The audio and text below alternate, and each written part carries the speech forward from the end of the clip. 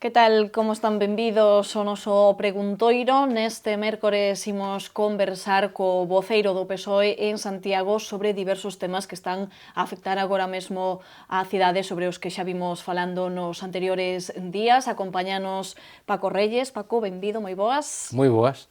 Pois imos comezar por esas obras, pero antes de nada, felicitalo polo novo ano, por este 2015, que aínda non tiveramos ningunha entrevista, ningunha ocasión de falar, e igualmente que pregunteille a Rubén Cela o luns, cando nos visitou, que expectativas tiña de cara a estes próximos meses, nun ano especial porque hai eleccións municipais en maio. Preguntarlle a vostede tamén como ve os seguintes meses que nos agardan.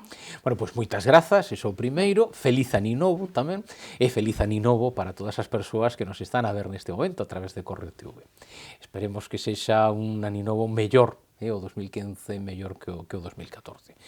Que é a expectativa que temos? Bueno, pois tendo en conta que este mandato de gobernos do Partido Popular, que comezou un de xulio de 2012 e que vai rematar agora en maio de 2015, e tendo en conta que o mandato son 4 anos perdidos xa para a cidade, a verdade é que non hai expectativas de que nestes 4 meses que quedan por diante se poida recuperar todo o que levamos perdido e os pasos cara atrás que levamos dado en temas como o aeroporto, temas como as infraestructuras, temas como o comercio, temas como o medio ambiente, toda unha serie de temas. Desgraciadamente eu penso que neste momento eso é o peor co que nos atopamos, e que ninguén pode decir que hoxe está mellor que en xullo do 2011. Esa, desgraciadamente, é a situación. Polo tanto, que é o que esperamos, do noso punto de vista? Pois moitísimo traballo, moito traballo para tentar de ofertar unhas solucións que permitan recuperar Santiago para todos os veciños e veciñas de Compostela, recuperar o que ten sido esta cidade e tentar de mirar cara ao futuro, tentar de ganar ese futuro, esta cidade que tiña que ter aproveitados estes 4 anos no que gobernou con maioría absoluta o Partido Popular para ter a cidade preparada para cando verdadeiramente se poda sair da crise, pois desgraciadamente non foi así. Polo tanto, o que hai que facer é un plantexamento moi realista para esta cidade, para tentar de recuperala e tentar de ganar ese futuro. Non? Dende logo, co Partido Popular non vai ser co que lle queda de goberno, porque eu lembro perfectamente cando o novo voceiro do Partido Popular, que foi no seu momento asesor de Gerardo Conde Roa, asesor de Ángel Currás, e que é terceiro tenente de alcalde, pois a primeira entrevista que lle fixeron, que lle preguntaron que é o que esperaba este goberno, non, de cara ao 2015, pois el dixo que o que esperaban era ganar votos, conseguir votos para poder continuar no goberno. Non dixo, pois, tentar de resolver os problemas que ten esta cidade no que nos queda de exercicio. Polo tanto, esa é a situación, unha situación difícil para a nosa cidade. Os últimos datos que coñecemos do mes de decembro é que incrementou o paro unha vez máis.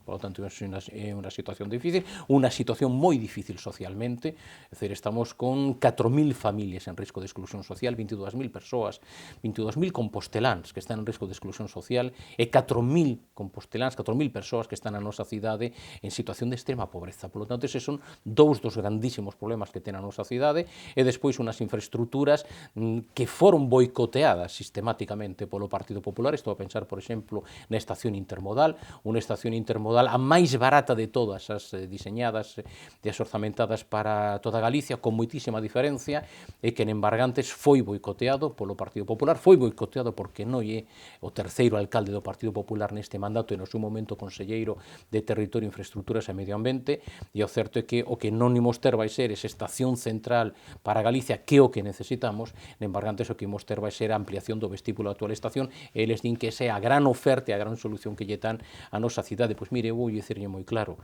non facer a estación intermodal que estaba prevista é perder 100 anos para a nosa cidade. A situación é así de clara.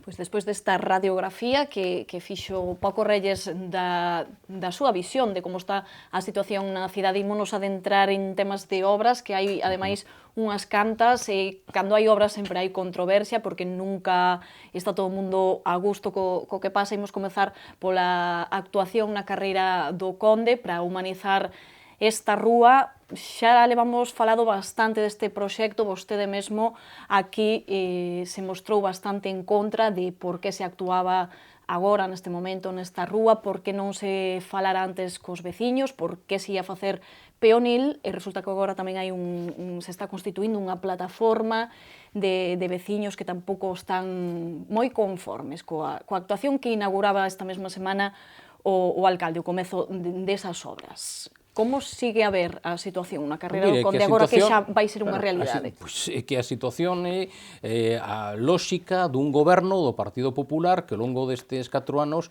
o que fixo, independentemente de quen fora o alcalde, independentemente de quenes foron os concelleiros, independentemente de que os concelleiros foron votados polos veciños ou non, ou neste momento que temos 8 concelleiros que non foron votados polos veciños e polas veciñas da Xunta de Goberno, pois o certo é que a situación é moi clara, é que o Partido Popular nesta cidade, neste goberno, non escoita a ninguén.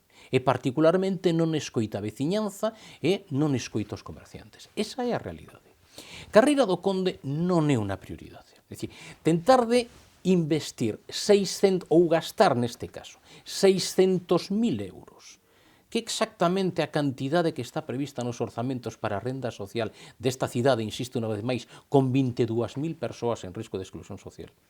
Ou gastar 600.000 euros no arranxo da Carreira do Conde, que insisto non é unha prioridade, cando nos orzamentos de 2015 os investimentos para o rural son de 550.000 euros. Fíxese vostede do que estamos a falar. Pois a verdade é que onde está a reclamación cidadá de que se fixera peonil Carreira do Conde?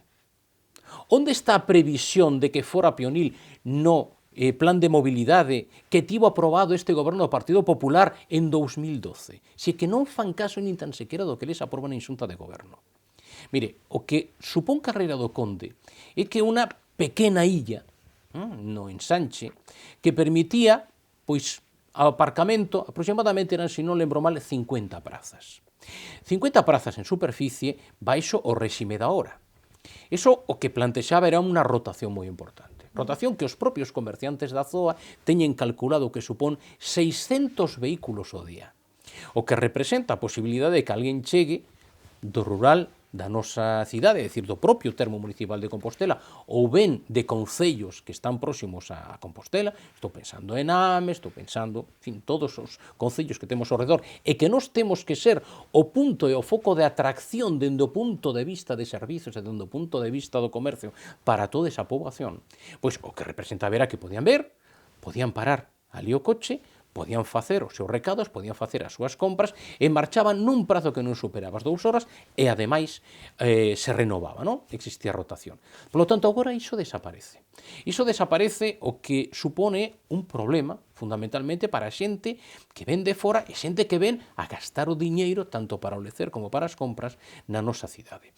Nos mesmos pedimos no seu momento e dixemos, mire, isto non é prioritario, porque o que non explica e que non se explica é por que comenzan as obras en Carreira do Conde e non en Castrón de Ouro. Castrón de Ouro sí que necesita un arranxo clarísimo. Ou como comenzan primeiro aquí non en Montero Ríos.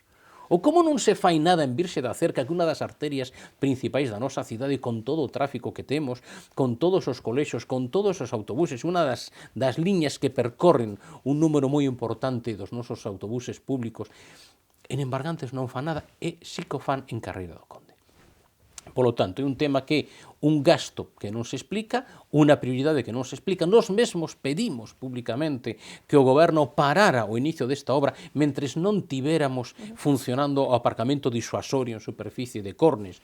Non fixeron tampouco caso. O que non se pode, ademais, é plantexarlle á cidadanía o proxecto, cando xa o tes presentado diante dos medios de comunicación, cando xa o tes axudicado, e cando teñen comenzado as obras, e se non é un momento, para presentar un proxecto á cidadanía, para presentar un proxecto, neste caso tamén aos comerciantes, e que podan facer as súas alegacións e as súas consideracións, e antes de axudicalo. Pero o Partido Popular o fixo sistemáticamente. O Partido Popular entendeu, o 1 de xullo de 2011, que o que eran os votos para gobernar por maioría absoluta, porque os veciños e veciñas de Santiago decidiron que o Partido Popular gobernara estes 4 anos por maioría absoluta, eles o confundiron, entenderon que isto era absolutismo, polo tanto que era un cheque en branco e que non tiña que dar explicacións a ninguén. E a verdade é que iso non é precisamente a maneira de gobernar, cando precisamente é xusto na política municipal, no eido municipal, onde máis ten que haber participación cidadá, porque o lóxico é a administración máis preto dos cidadáns.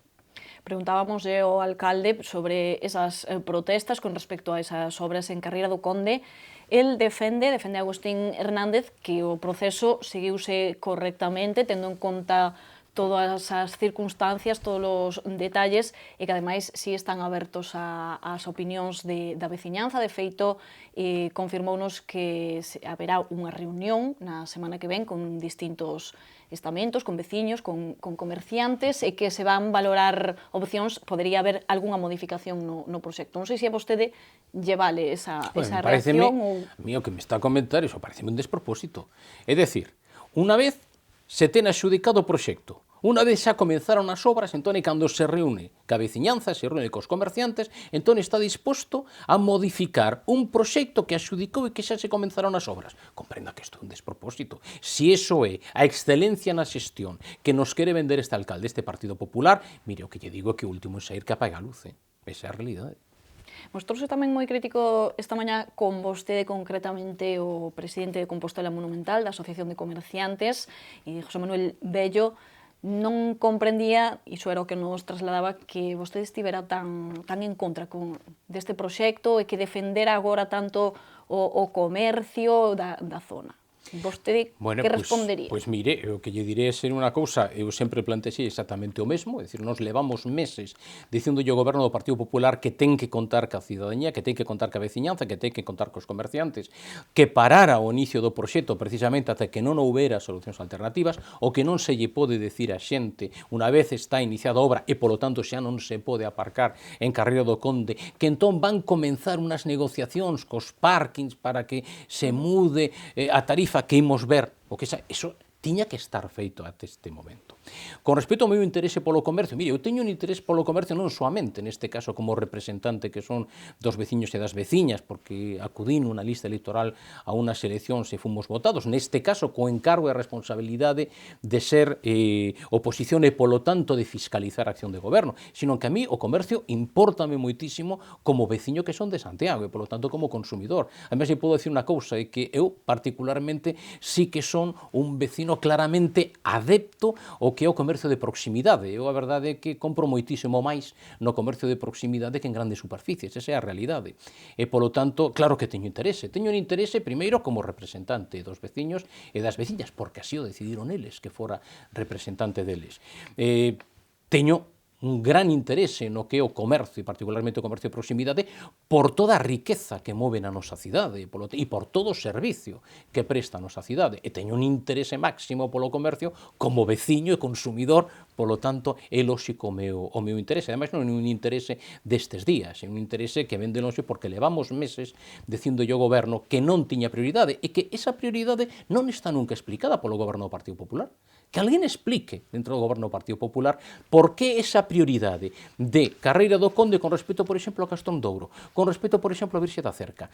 Por que tentan de resolver un problema que é máis amplo, un problema que é de sistema, que é de rede, como é a comunicación e a mobilidade da cidade, por que tentan de resolverlo con parches? Iso é imposible, porque cando ti moves unha celdilla do sistema, estás afectando o resto do sistema, por lo tanto, tens que dar unha solución conxunta. Iso é o que o Partido Popular en 4 anos de goberno non foi quen de facer. Pois imos deixar xa o asunto que rodea, esa polémica que rodea a Carreira do Conde, porque, como dicía ao principio, temos moitas máis obras das que falar, para que nos vaya dando tempo de tocalas todas. Imos as obras de remodelación do barrio de Vistalegre, unhas obras que comprenden a eliminación desas terrazas tan coñecidas, deses bloques, non, que hai no barrio de Vistalegre. Parece que hai problemas, están paralizadas agora mesmo esas obras, eses traballos, e vostede denunciaba públicamente que hai un problema coa empresa. Efectivamente. Mire, estas obras se adxudicaron en marzo deste ano, 2014. Tiñan 9 meses para leválas adiante e rematalas. Poñamos que entre abril e primeiros de maio se firmara o contrato. Mire, é que xa teñen rematado o prazo para ter entregada a obra rematada e resulta que non teñen nin feito o 20% do que marca o contrato. Esa é a realidade. Claro, cando se ten rematado o prazo para entregar a obra e non se ten realizado nin o 20% desa obra, O que non pode sair a estas alturas o alcalde dicindo que lles vai exixir o cumprimento do contrato e que senón vai rescindir o contrato. Bueno, e que fixo a todo agora? Onde estaba o alcalde cando viu que pasaba o tempo e que agora non é un problema de exixirlle senón lle vai cortar o contrato? Non, é que o problema é que xa rematou o tempo para ter entregada a obra, non? A nos o que nos consta, efectivamente, é que a empresa quere deixar o traballo, quere deixar os traballos, e que nós o que entendemos é que o goberno do Partido Popular, que tentou de que continuara a empresa, o que está neste caso é cubríndose, e dicindo, mira, se o remate deixanos colgado a empresa marcha, pois mira, polo menos nos decir que non nos deixou ela, que non marchou a empresa, senón que nos lle decimos adeus, pero que iso o tiña que ter previsto, o que non se pode exixir cumprimentos cando xa rematou o prazo para entregar a obra completa. E, polo tanto, o que lle temos que decir neste caso, señor alcalde, é que onde estaba e que ten que preocuparse concretamente dunha situación como son precisamente sobre Vista Alegre. Conste que isto non é único, Por exemplo, no que foi toda a remodelación da Rúa de San Pedro, a empresa xudicataria foi a xudicataria, entre outras cousas, de maneira moi importante, polas melloras que propuso no concurso. Dentro das melloras, unha reducción no tempo de realización desas obras. E o certo é que a empresa empregou o doble do tempo que dixo no concurso que iba a empregar. Por lo tanto, isto de que as obras se alonguen moitísimo cos gobernos do Partido Popular é evidente que xa é unha costume. Tamén visitou vostede a Almáciga, o barrio da Almáciga, que tamén está inmerso en diversas actuacións dentro do programa Santiago Urbana Norte, e os veciños están un pouco descontentos con algúns resultados. Estivemos nós tamén onte por ali, co presidente da Asociación de Veciños, estivemos mirando as obras. Vostede que destacaría do que están a realizar dentro do barrio? Que é o que máis pode molestar? Pois mire, cando un visita o barrio, efectivamente as obras, ve a paralización das obras e a paralización do proxecto, obviamente entende pois que a indignación e que o desgusto dos veciños é absolutamente lóxico e compartido. Porque, claro, primeiro, modifican claramente o anteproxecto determinados temas que ían desenvolver, como aperturas de determinados cruces, de determinados camiños, da posibilidade de mellor mobilidade e mellor comunicación do propio barrio con outros barrios, pois a verdade é que iso desaparece do proxecto. Un proxecto que Urbana Norte, por certo, é dicir, un proxecto que a financiación, o proxecto en sí mesmo, a conseguiu o anterior goberno desta cidade, o goberno progresista presidido por un alcalde socialista, Xosé Antón Sánchez Bugallo. De aí veñen os diñeiros, de aí ven Urbana Norte. Pois ben, o que fan é adicar o diñeiro que tiña que ser para ese proxecto, para o proxecto do barrio da Almáciga, pois non sabemos. Supoño que noutras obras do ensanche, pero certo é que xera diñeiro para o barrio da Almáciga. Atopamos inconclusión de obras, atopamos unha situación que teñen que cuidar o parque, que ten na Almáciga, a verdade é que non está cuidado, non ten luz, ten un problema serio de iluminación, e despois atopámonos unha serie de situacións en determinadas rúas, por exemplo, agora estou pensando no que foi o remate da Rúa do Escultor a Sorei, que quedou como quedou. Estou a pensar, por exemplo, na costa que vai dar precisamente a Rúa Escultora Sorei, onde desaparecen unas barandillas que eran o que permitían, porque a costa é verdadeiramente empinada, era o que permitía precisamente a xente, particularmente xente maior ou xente con certas dificultades de mobilidade, que puderan subir e baixar a costa, pois a verdade é que sen as barandillas, para persoas que non teñen problemas de mobilidade, cústalles, lle resulta difícil, non vexa por unha persona que ten algún problema. Polo tanto, esta é a situación, por exemplo, os garaxes privados que pertencen ás casas, non, que se atopan ali, nesta costa que lle estou a decir, pois resulta que cando se remata a obra de remodelación da costa, pois se identifica que hai problemas para que podan sair e entrar os automóviles das persoas nos seus garaxes. Por lo tanto, son unha serie de cuestións que amosan clarísimamente a falta de interese, a falta de escoitar por parte dese goberno do Partido Popular as necesidades e os intereses dos veciños e das veciñas, porque non estas cousas estarían resoltas e non pasarían. Dicíanos o alcalde que el tamén ten visitado varias veces a zona e que lle tiña a sensación de que as obras si estaban a quedar ben e ademais que se estaban a cumprir os prazos, porque tamén nos decían os veciños que non vían moitos operarios, incluso en algunha zona parecía que estaba tamén un pouco paralizada a cousa, que non vían moitos operarios en algunha rúa. Mire, é que visitar os barrios está moi ben, pero enterarse do que pasa nos barrios e de cal é a situación está aínda moito mellor. Por lo tanto, non soamente visitarlos, enterarse, escoitar e asumir e tomar nota da problemática que os veciños son os que coñecen porque son os que a sufren. Por lo tanto, a situación, eu non sei se el visitou un barrio de Almáciga diferente do meu. Eu, dende logo, vi unha situación que, dende logo, comparto a indignación e as queixas dos veciños do barrio. Non? E, por exemplo, pois, vou decir, rematamos a visita na Rúa Basquiños, que está tamén en obras, e atopámonos, por exemplo, un muro, que non sei se chamalo o muro das lamentacións ou muro da vergoña, que divide concretamente o que é a beira rúa da banda esquerda, que está enfrente da igrexa, e que a verdade é que ninguén entende que é o que fai ese muro nesa posición, cando o que está é dificultando precisamente a persoas con problemas de mobilidade que podan pasar ás súas casas. Non? Esa é unha situación. Ou, por exemplo, no que é o contorno da igrexa, en Basquiños, pois o que vese, por exemplo, un remate de 3 tipos de enlosado diferentes, o enlosado antigo, un enlosado novo e despois o conglomerado que se pon das veces nas aceiras. Por lo tanto, en fin, son situacións mesmo que incluso do remate, do diseño do remate. Por exemplo, a dificultade non se lles ocurre que o que hai que facer unha entrada para o autobús de maneira que a xente poda subir o autobús dende a parada, dende onde está a Marquesina, e que, mentras tanto, o tráfico poda seguir fluindo. Pois non existe esa entrada do autobús cara a Marquesina para que a xente estea esperando e non se molle na Marquesiña e poda subir ao autobús e non se este afectando o tráfico. Por tanto, son cuestións de deseño, son cuestións de remate, son cuestións de falta de continuidade nos traballos, que a verdade é que hai que explicarle á veciñanza porque é difícil entendelos. Pois Basquiños é unha das rúas que están agora mesmo pechadas ao tráfico por mor desas obras, e tamén vai haber restriccións de tráfico, peches, a próxima semana, o próximo luns, comezan os cortes na circulación con motivo da xa tan comentada construción do túnel de Conxo. Esta semana estiveuse procedendo a correspondente sinalización para indicarlle aos condutores algunha vía alternativa. E xa, como digo, xa o comentamos moitas veces, pero agora que xa é inminente ese corte de tráfico, cal é a visión que teñen dende o Grupo Socialista? Bueno, primeiro, o que tardou o proxecto do túnel de Conxo en iniciarse, non? Esa é a realidade. Levamos un mandato perdido por parte do Partido Popular.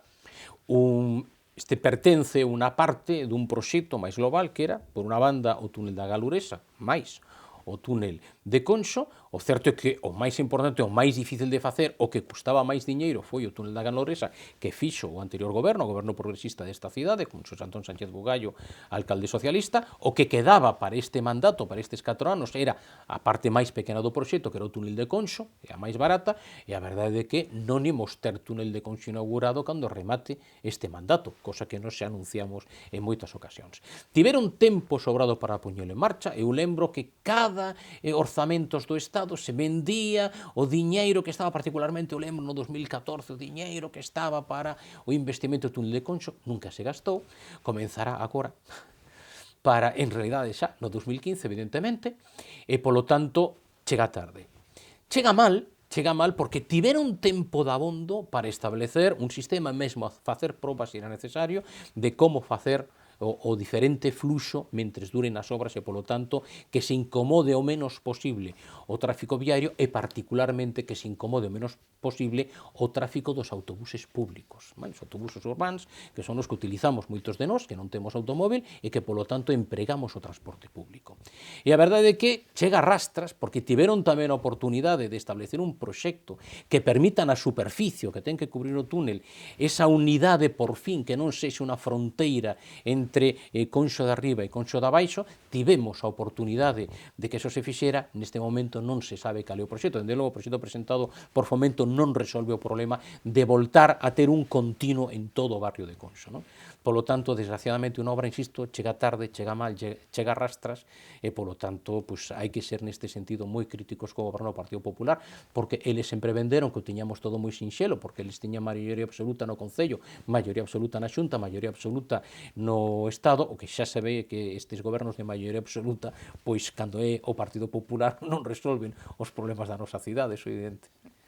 Está se nos acabando o tempo, pero antes de rematar, despois deste repaso que fixemos polas distintas obras e actuacións que hai en Santiago, quería comentar con vostede, para finalizar, ese anuncio que facía esta mañá de que dende o Grupo Socialista queren que se convoque o Consello da Saúde da área de Santiago por mor desas colas ou desa saturación que está habendo no servizo de urxencias a causa das gripes, maioritariamente, non? Que se pretende conseguir con esta convocatoria? Eu penso que a cidadanía que é a auténtica dona do Servizo Galego de Saúde, a cidadanía que é quen paga cos seus impostos o Servizo Galego de Saúde, a cidadanía que é a usuaria do Servizo Galego de Saúde, ten dereito a coñecer que o que está a acontecer no noso complexo, ten dereito a saber por que non se están a facer os investimentos necesarios, ten dereito a saber por que o Plan Director do Complexo Hospitalario Universitario de Santiago desapareceu absolutamente dos orzamentos da Xunta de Galicia dende o 2010, ten dereito a saber por que o capítulo de persoal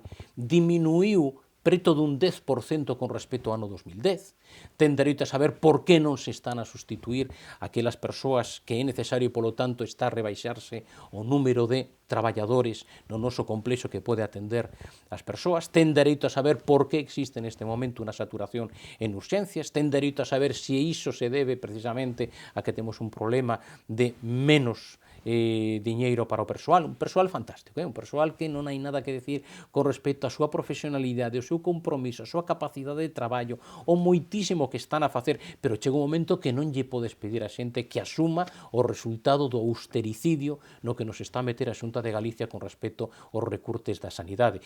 Temos dereito a saber por que a partir do 15 de outubro se tiña prometido que se abrirían as camas que estaban pechadas, neste caso no Gil Casares, e ata este mes de xaneiro non se abriron, neste caso, do que é o Servizo de Medicina Interna, 10 camas, cando o servizo ten 30.